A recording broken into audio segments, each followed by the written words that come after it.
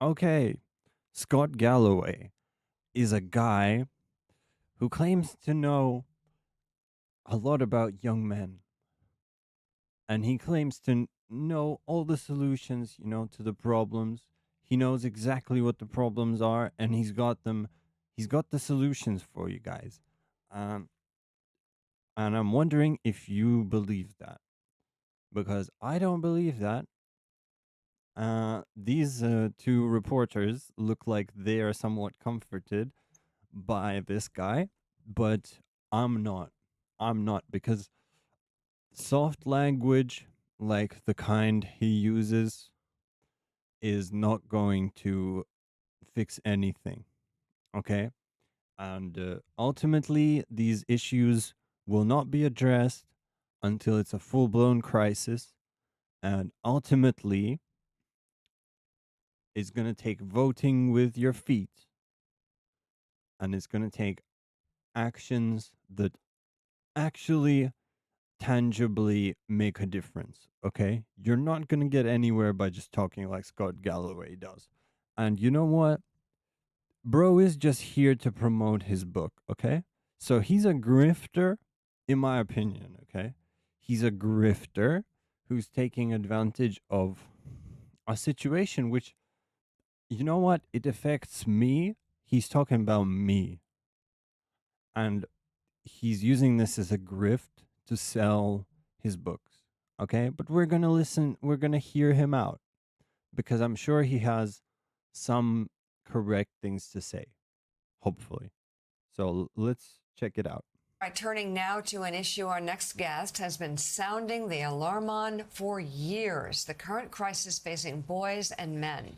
Boys are less likely to graduate from high school and college than girls. 1 in 7 men. Okay, so how is that a crisis? How is high school and college even important? Why is that a crisis? If you ask me, college is garbage, especially in America, bro. If I was in America, you wouldn't fucking be able to drag me into college with my feet, okay? Because I'm not about to get into outrageous amounts of debt just to be a wage cuck, or or spending like a year trying to find a job just to be a wage cuck, okay? And go through the whole hazing of looking for a job. All right, that sounds like a really bad deal to me. Honestly, it does. And 1 in 7 men reporting having no friends. You know what, bro? You know what? That's a skill issue. I'm not gonna sugarcoat it. That is a skill issue. If you can't find friends, maybe you're just too introverted, okay? Maybe you need to make some effort. I'm not gonna lie. Like, that sounds like a you problem. Because, like, I'm not just saying this to be evil or anything. I'm an introvert. Like, I'm hella introverted. And I don't really care if I have friends. Like, I can be on my own perfectly fine. But I at some point I did decide, like, look, I'm a weirdo. I'm just not socializing. I need some friends. And what I did was I got some friends, and it didn't take a long time, and it was relatively easy to do. So you just need to put some effort in. Report having no friends. And men account for 3 of every 4 deaths of despair in America. Best-selling author Scott Galloway says the lack of attention to Okay, well, the suicide problem is huge. I'm not gonna say anything about that. There's a lot of complicated issues that lead to this situation, okay? And promotion of misogyny and toxic masculinity. Um, yes, but also, see, some of these phrases are really heavily weaponized against men. and I'm not a fan. And you know what?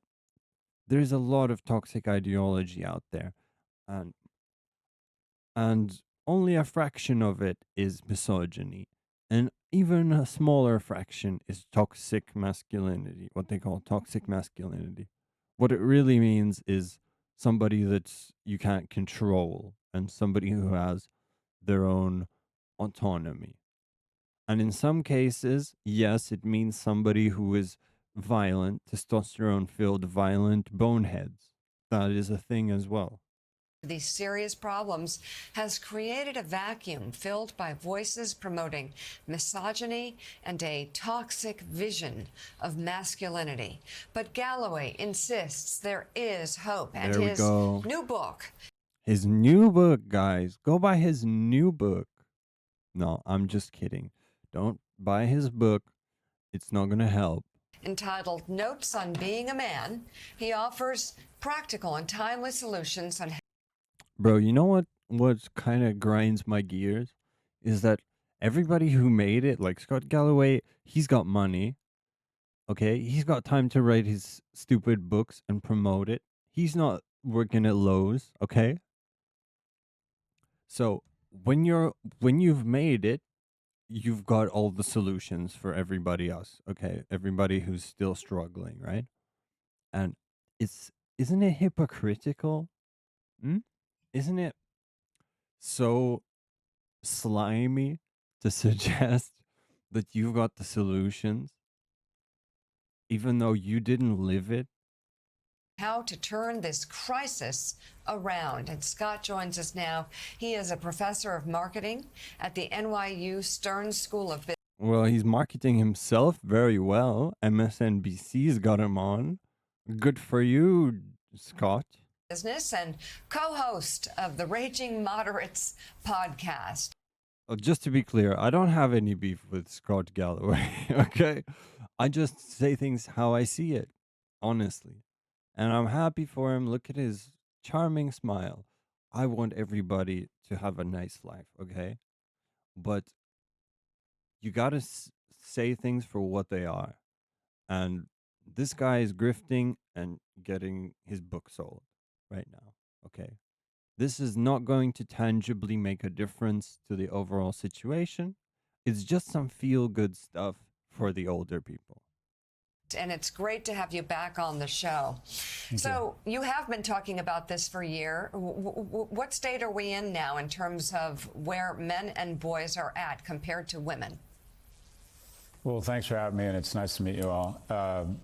Look, the numbers are stark. 4 times more likely to kill themselves, 3 times more likely to be homeless or addicted. You know, we have a homeless. Let me just say when there's a divorce, who gets to live in the house and who has to leave. Let me just say that there is data to provable data that says that boys are more affected by divorce and single parents households. Like boys have a stronger emotional reaction and get more messed up from having just a single mother or having a single parent. So boys are more vulnerable at the early development stages. And I don't know if he's going to mention it. I hope he does. And an addiction problem, but what we really have is a male homeless and a male addiction problem. And they're 12 times more likely to be incarcerated. And I think the good news is the dialogue's become more productive. I think we recognize that our country and women aren't going to continue to flourish as long as our men are flailing. And by the way, women are ascending, and it's wonderful. We should do nothing to get in the way of that. You know what? I don't think men are flailing so much as being let down first. And second, there's a lot of people who are just walking away from supporting society. Because you're carrying this on your back. You're carrying society on your back. Like Karen can only have her DEI job because you fill potholes. Okay? Emily can only do social media influencing because there's an electrician there who can service her abode, right? So men really are, in my opinion, carrying the whole thing on their back. And the more of them walk away, the more apparent it's going to be. That, twice as likely to be elected to parliament somewhere around the world. More women are seeking tertiary education. But at the same time, in the next 5 years, we're probably going to have 2 women graduate from college for every man. Only 1 out of 3 men are in a relationship under the age of 30, 2 and 3 women. And you think, well, that's mathematically impossible. It's because women are dating older because they want more economically and emotionally viable men. And if a man hasn't been in a relationship or cohabitated with someone by the time he's 30, there's a 1 in 3 chance he's going to be a substance abuser. And if you look just on a very meta level, the most violent and unstable places in the world have one thing in common. They have a disproportionate number of young men without opportunity, and we're producing way too many of them. So what he's saying basically is that the way society is going is increasingly more dangerous overall, if that's what he's saying. And that's the price of DEI.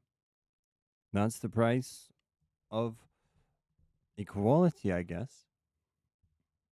So you tell me if it's worth it in the comments, or if I'm wrong. Maybe this is a terrible take.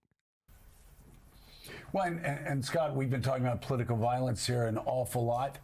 And you look at this past summer, the assassination attempts on Donald Trump. You look at the murders of the Democrats that helped run Minnesota's state legislature. You look at Charlie Kirk and that tragedy, his tragic assassination. You look at the man who ran his pickup truck into a church with huge American flags. Okay, we on don't it. need to listen to So them. many of He's trying to blame the other side. We're interpreting fonts on a shell as opposed to having a real argument. 98.4% of mass shooters are men.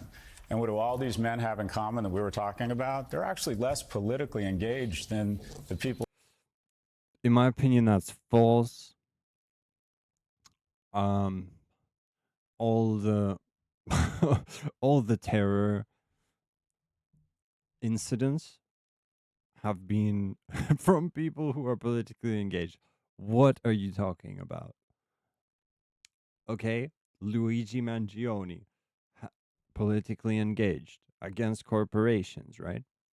Whatever the guy that shot Charlie Kirk had inscribed his bullets with Antifa stuff. So that's political, right?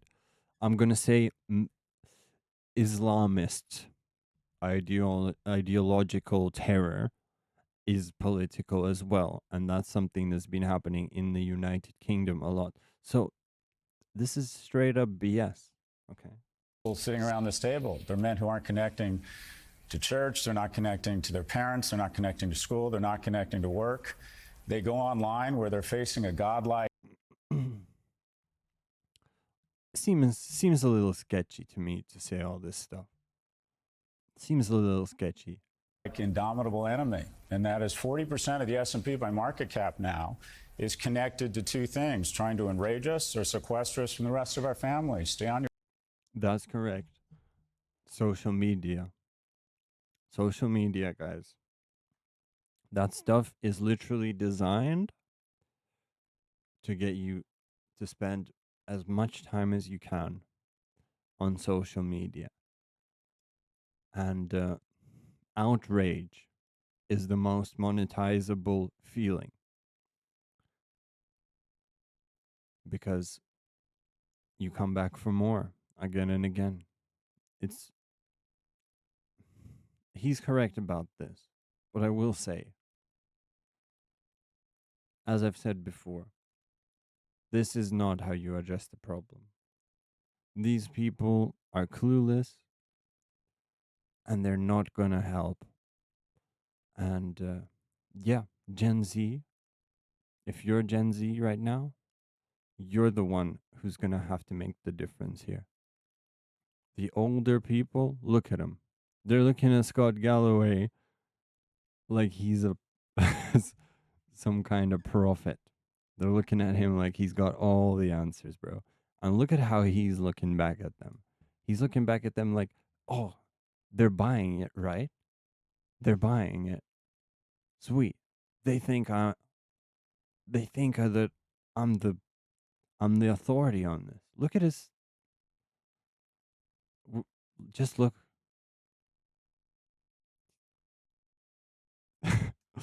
Okay, I think that's enough of that. If you didn't get it, I don't believe very much in Scott Galloway's uh, philanthropical inclinations. I don't think he's doing this for the right reasons. I think he's a grifter. And yeah, don't watch MSNBC unless it's on my channel and I'm commenting over it. And subscribe. Thank you.